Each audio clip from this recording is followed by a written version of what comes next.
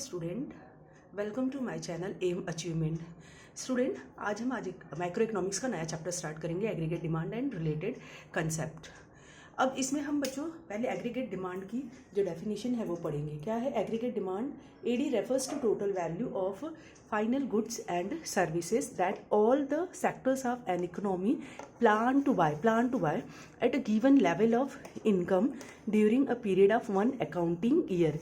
एक financial year में जितने भी लोग डिमांड करते हैं फाइनल गुड्स एंड सर्विसेज की ऑल कंट्री में, पूरी इकोनॉमी में, that is known as your aggregate demand या एडी इसको हम बोलते हैं। अब बच्चों एडी क्या है? AD is the aggregate expenditure. AD को हम एग्रीगेट एक्सपेंडिचर भी बोलते हैं। क्यों? That all household firms, government and the rest of the world are planning to incur during a given period of time. कहने का मतलब जितने भी हाउस होल्ड है, फर्म्स है, गवर्नमेंट है और रेस्ट ऑफ द वर्ल्ड है, वो सभी क्या है एक गिवन पीरियड ऑफ टाइम में, एक अकाउंटिंग ईयर में जो भी खरीदने के लिए प्लानिंग करते हैं, that is known as your aggregate demand.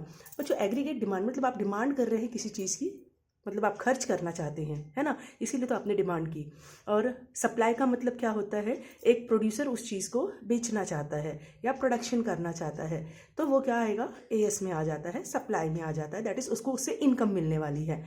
अब आप यहाँ पे खर्च कर रहे हैं, तो ये चीज़ हमने अपने जो national income, accounting of national income पढ़ा था या measurement of national income chapter पढ़ा था, उसमें हमने एक्सपेंडिचर मेथड पढ़ा हुआ था।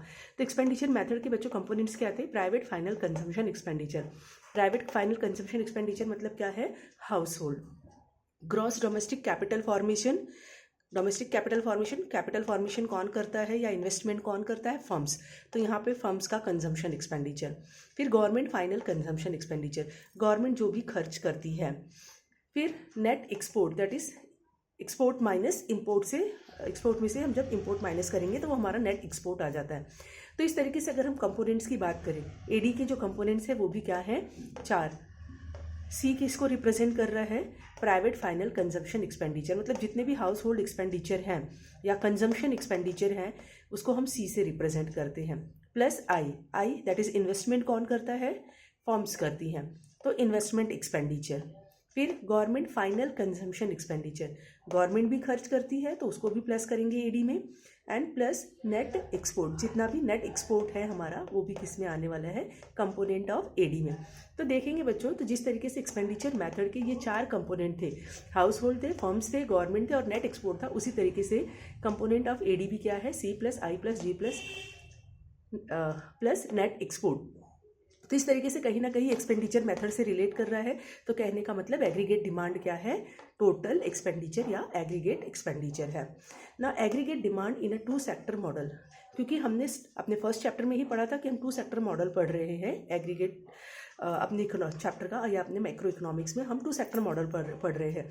तो 2 सेक्टर मॉडल की अगर हम बात करें तो दैट इज हाउस होल्ड पढ़ रहे हैं और फर्म्स पढ़ रहे हैं। तो एडी इज इक्वल्स टू क्या हो जाएगा? C plus I. और बच्चों एडी क्या है हमारा? AD is the flow concept. आता है 1 मार्क क्वेश्चन में, AD is the dash concept. तो वो क्या है?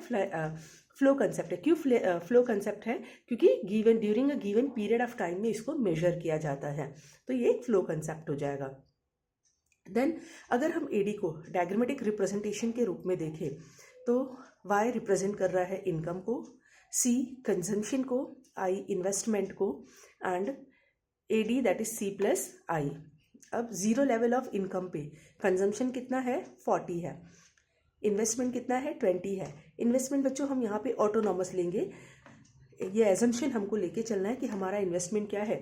ऑटोनॉमस होने वाला है, चाहे इनकम कितनी भी बढ़ती जाए इन्वेस्टमेंट हमारा ऑटोनॉमस या कॉन्स्टेंट ही रहने वाला है, उसमें कोई चेंजेस नहीं आएंगे। और एडी क्या हो जाएगा? C plus I. अब इनकम 0 है तो कंजम्पशन कैसे हुआ बच्चों? 40 कंजम्पशन कैसे हुआ?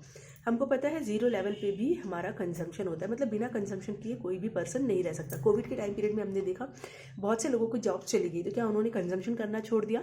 नहीं, उनकी जो प्रीवियस सेविंग्स थी या तो उसको उन्होंने कंज्यूम किया या तो उन्होंने बोरोविंग्स या लैंडिंग्स लेके कंजम्पशन किया, बट उन्होंने सबने कंजम्पशन किया, कोई भी बिना कंजम्पशन के नहीं रह सकता। इसलिए 0 लेवल ऑफ इनकम पे भी क्या होगा? कंजम्पशन होगा। तो यहाँ पे हमने क्या एज्यूम कर लिया है? कंजम्पशन 40 है।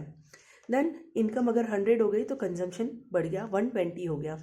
इन्वेस्टमेंट अभी भी क्या है? 20 एंड एडी क्या हो गया? 140 हो गया। फिर इनकम बढ़ के 200, कंजम्पशन अगेन बढ़ जाएगा 200, इन्वेस्टमेंट हमारा 20 एंड AD 220 हो जाएगा। 300 income, 280 consumption and investment is 20। अब बच्चों हम ये देखेंगे कि जैसे जैसे इनकम बढ़ रही है हमारा कंजम्पशन लेवल क्या है, कम होता जा रहा है। क्यों कम होता जा रहा है? क्योंकि एक ह्यूमन बीइंग की टेंडेंसी होती है कि जैसे जैसे इनकम बढ़ता है उसके अंदर सेविंग की प्रोपेंसिटी बढ़ जाती है या सेविंग की टेंडेंसी बढ़ जाती है। तो यहाँ पे भी हम देख सकते हैं जैसे जैसे इनकम हमारा 300, 400, 500, 600 हो रहा है वैसे वैसे कंजम्पशन कम होता जा रहा है और सेविंग्स बढ़ती जा रही हैं।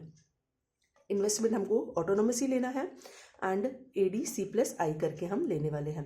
अब इसको ग्राफ पे रिप्रेजेंट किया हुआ है। एक्स एक्सेस पे हमने लिया इनकम, दैट इज जो कि वाई से रिप्रेजेंट कर रहे हैं इन रुपीस करोर्स में। वाई एक्सेस पे हम लेंगे AD और consumption AD in rupees crores में, ये भी लेने वाले हैं। ये जो parallel to X axis straight line दिख रही है ये हमारा ऑटोनॉमस इन्वेस्टमेंट है। इन्वेस्टमेंट क्योंकि हमारा कांस्टेंट है तो एक स्ट्रेट लाइन आने वाली है। उसके बाद बच्चों यहाँ पॉइंट O से लेके पॉइंट S तक हमारा ऑटोनॉमस कंजम्पशन है। ऑटोनॉमस कंजम्पशन कितना है? 40। मतलब अगर जीरो लेवल ऑफ इनकम पे भी कंजम्पशन होता है तो उसको हम क्या बोलते हैं? Autonomous consumption. और उस ऑटोनॉमस कंजम्पशन को C बार से रिप्रेजेंट करते हैं। अब ये C बार से हमने रिप्रेजेंट किया O से लेके S तक, और ये कंजम्पशन का कर्व हमारा बनता चला जाएगा। 40, 120, 200, 360, ये अपवर्ड स्लोपिंग होगा, इंक्रीज हो रहा है क्योंकि हमारा कंजम्पशन क्या हो रहा है? इंक्रीज हो रहा है। फिर हम AD की बात करें, जैसे कंजम्पशन इंक्रीज हो रहा है वैसे ही हमारा AD भी इंक्रीज हो रहा है। AD हमारा क्या? 60, 140, 220, 300, 380, 460, 540, इस तरीके से हमारा AD भी इंक्रीज होता जा रहा है। इसलिए ये भी क्या है? Upward sloping parallel to the consumption curve. AD is the upward sloping positive curve parallel to the consumption curve, इस तरीके से होगा। अब जो इम्पोर्टेंट पॉइंट इस कर्व से और इस शेड्यूल से हमको देखने को मिलता है वो क्या है? Important points about AD। पहला पॉइंट क्या मिलता है? AD is equals to C+I। ये सबने क्या देखा? AD is equals to C+I है। दूसरा हम क्या देखते हैं? Positive consumption even at zero level of income. Yes, ये कंजम्पशन क्या है? पॉजिटिव है, प्लस में है, जीरो है इनकम लेकिन फिर भी कंजम्पशन है। Slope of consumption curve, consumption curve का स्लोप क्या है? तो ये अपवर्ड स्लोपिंग पॉजिटिव कर्व है क्योंकि इंक्रीज हो रहा है कंजम्पशन हमारा। Then slope of autonomous investment curve, autonomous investment curve क्या है? ये एक स्ट्रेट लाइन है parallel to the X axis क्योंकि हमारा investment autonomous that is constant है, उसमें कोई चेंजेस नहीं है। देन फोर्थ पॉइंट हमको क्या इसमें ऑब्जर्व कर रहे हैं? Starting point of AD curve और C+I curve. Starting point of AD curve क्या है? कंजम्पशन कर्व से ऊपर होगा। कंजम्पशन कर्व 40 पे है, अगर हम यहाँ पे 40 ले रहे हैं तो AD क्या है? 60 है, तो उसके ऊपर से ही कंजम्पशन कर्व स्टार्ट हो रहा है। और कंजम्पशन कर्व ये जो स्टार्ट हो रहा है C+I, ये भी क्या है? पॉजिटिव अपवर्ड स्लोपिंग है। क्यों पॉजिटिव अपवर्ड स्लोपिंग है?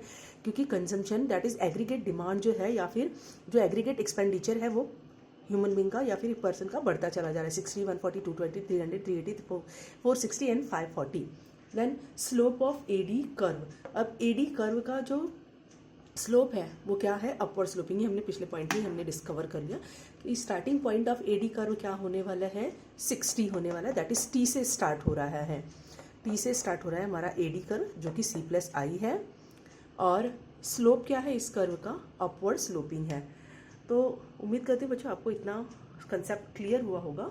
नेक्स्ट वीडियो में हम आगे का देखने वाले एग्रीगेट सप्लाई के बारे में समझेंगे। Thank you for the watching.